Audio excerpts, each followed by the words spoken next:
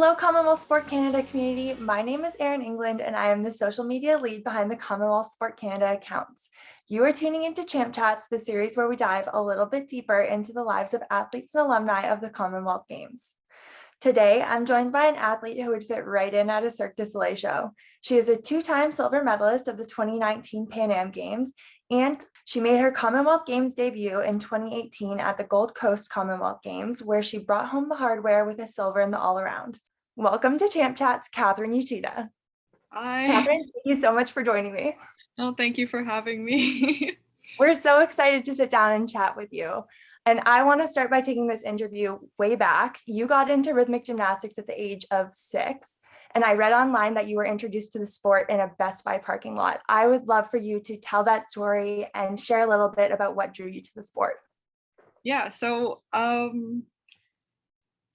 like you said, I started when I was 6, so I was at quite a young age. And my brother wanted to go to Best Buy one day to buy a video game. And I was too young to be left at home alone. And my mom was at work. My dad had the day off. So he took us all to Best Buy to get my brother this video game. And I just remember like very vividly not wanting to go because like I didn't care about video games. Like it wasn't interesting to me. And as soon as we got there, right in front of the entrance to Best Buy, there were like kind of rhythmic gymnasts doing a demonstration trying to advertise for their club.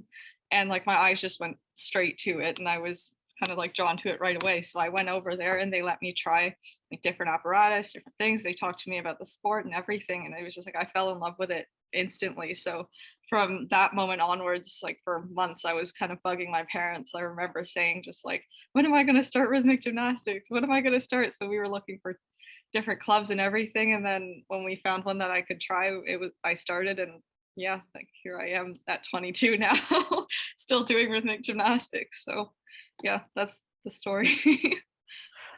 You brought up your brother in that story, who is an elite Canadian climber. What was it like growing up in a family that obviously has so much athletic talent? It's interesting because actually my parents aren't athletic at all. It's just my brother and myself. We kind of just both ended up quite successful as athletes. But no, I think a lot of it was my parents. When my brother and I were growing up, they encouraged us a lot to like get into different hobbies, but it didn't have to be sports. It like I myself just tried. I did piano, circus, artistic gymnastics. I was doing ballet. I was doing so many different things, just trying to find a certain passion. And I think that's what my parents really cared about. And they did the same with my brother. And it was just so much trial and error until we found like something we were genuinely passionate about and enjoyed doing and like putting our time into. So we were both super fortunate to find that, and we both found it in sports. And yeah, my parents were just super supportive of it the entire time, and I think it just let both of us thrive. And yeah, Lucas is my brother, and myself, we both have this kind of personality where we're willing to make the sacrifices and kind of like devote ourselves to something if we want to achieve it. And yeah, so I guess just growing up, my parents just supported that like all the way. And yeah, so we're both pretty lucky to be put in that environment. I'm always so impressed by families that have multiple elite athletes. Now, you've had the same coach for 12 years. Do you think that having the same coach for so many years helped you along the way in your career?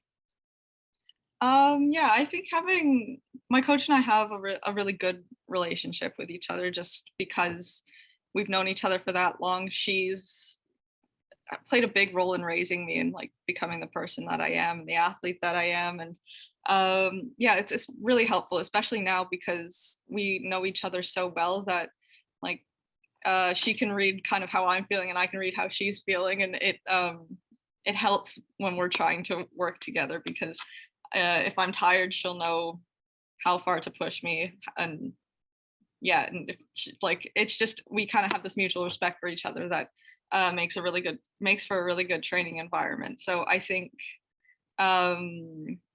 yeah, just having a coach for that long is super beneficial if you have a good relationship with your coach, just because by the time you become more of a mature athlete, you have this this coach athlete dynamic, but also kind of like a friendship there that helps you kind of train in in a different way that makes the sport a little bit more enjoyable.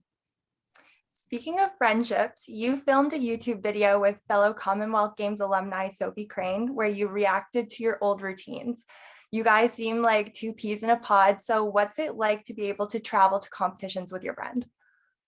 Yeah, with Sophie, we were teammates for a really, really long time. So it was like traveling with a sister almost. Commonwealth Games was both of our first multi-sport games, so we were both just super excited. And my friendship with Sophie was like, yes, we were competitors, but genuinely, when either of us achieved something, we were happy for each other. We were super supportive of one another. We would help each other out in the gym. So even though we were competitors, we really kind of lifted each other along the way. So I was really, really lucky to travel with a teammate like that, where we didn't let the competition kind of get between us or anything. We were both there to like enjoy our sport, enjoy the process, and like do the best we can and just be happy for each other. And it made for a really good dynamic and really enjoyable experience. So yeah, no, very lucky.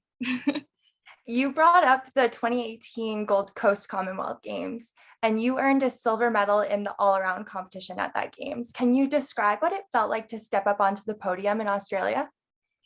That was actually a very, very, very surreal experience. I actually got emotional in my last routine. I think I almost started crying like fully on the carpet in my last routine because the like I had said just before, my this was my first multi-sport games. This was also my first experience with like a team competition in this format. And I went as more of a front runner for the Canadian team this time because I was ranked second at the time. And yeah, I just remember for qualifications, I was feeling so much pressure. That was also part of the team competition. And I would, watch my teammates hoping that they would do well. And if someone would make a mistake, I would kind of like get stressed and feel more pressure to do well to, help out the team and make up for the mistakes. So I just fell apart in qualifications. And I remember I qualified in like 12th. I think I was the last one to make it into qualify into the all around final. So that night I was just so disappointed. I remember I didn't sleep at all. I think I slept for like 4 hours that night. I was so upset, crying. I was on the phone with my coach, and because she wasn't there with me, I was with the coach of the first place athlete. And yeah, I just went into finals with, it's not that I had no expectations of myself, but I had felt like depleted and destroyed from my performance the day before. And it's totally the wrong mentality to use. But yeah, it was just like I said, there were just so many firsts, and I was so disappointed with myself, and it was super hard to get over it just overnight. So yeah, I went in and not the best mindset. And yeah, no, I just remember starting and like kind of nailing my first routine and getting a really good score. And yeah, just as the competition progressed, I just kept doing good routines. And yeah, it was just a very exciting and thrilling experience. And then just by the end of it, I'd given it absolutely everything I had. And yeah, so stepping up on the podium was a really, really really big achievement that even to this day I kind of like look back on and can't believe I did that, especially after how I had performed the day before. So yeah, that's a really important moment for me and a really big highlight for my career for sure. Now, that wasn't the only time you had to overcome a little bit of adversity. You suffered an injury this year that sidelined you from the Canadian Championships, but you were able to make a comeback for the World Championships in Japan. Can you share a little bit about what it was like to get yourself ready to compete again, both physically and mentally? Yeah, that was a very, very stressful recovery for sure. I had a very small amount of time to do a very large amount of work. But yeah, it definitely was a very turbulent preparation. I just for the mental preparation, I had just an amazing support group around me. Like friends, coaches, everyone, they were just really, really doing what they could to make sure that I knew how experienced I was, that I had so much practice I could rely on from before. Um, they were just there to support me all the way whenever I needed, which was super helpful for the mental side of things. And also getting when I finally did get to the competition, it was like I was at home. I was around friends. I saw just being out on the carpet again. It was just so familiar that I felt I felt okay. So it was nothing for me to fear so much. The physical preparation was a little bit more difficult because it was quite a serious injury, if I say so myself. It was very difficult for me to move for a while, and I just had to take my physio probably the most serious I've ever had to take it before. I had to modify my training in a way where I could kind of regain my endurance and my hand-eye coordination without re-injuring myself. So it was really, really difficult, but I don't know, we made a plan and we really stuck to it. And I think having the plan plus the support, it was like exactly what I needed to prepare in such a short amount of time. From Russia to Germany and a ton of really cool destinations in between, you've traveled the globe competing. Do you have a favorite country that you've been to for a competition? That's like probably one of the hardest questions of the day.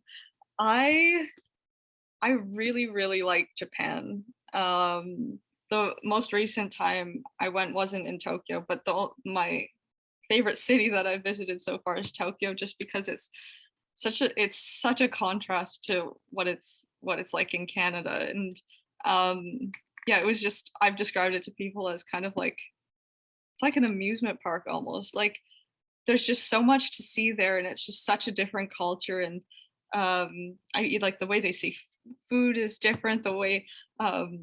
Just the way everything is presented is so different. So literally anywhere you go is a new experience, and there's just so much to explore.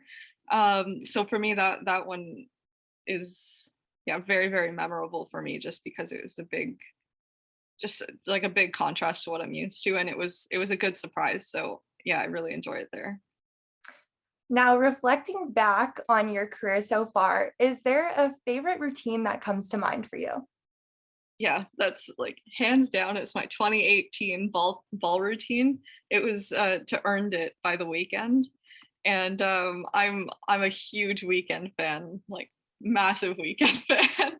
And I had actually gone to a concert of his the year before with a friend, so I was just super excited to have music by him, and we ended up making choreography that I really enjoyed performing. And yeah, that was one of my better performances at Worlds as well, for 2018. And yeah, I think it's a routine that I still hear comments about now, and I still like if I had to perform it again, I'd be happy to. It's just definitely one of my all-time favorites. When you were nominated to be a Can Fund 150 Women recipient, you were asked to describe yourself in 3 words. You chose guidance, support, and reliable. If you could sum up your Commonwealth Games experience in 3 words, what would you pick? Oh my gosh. Surreal is a good word.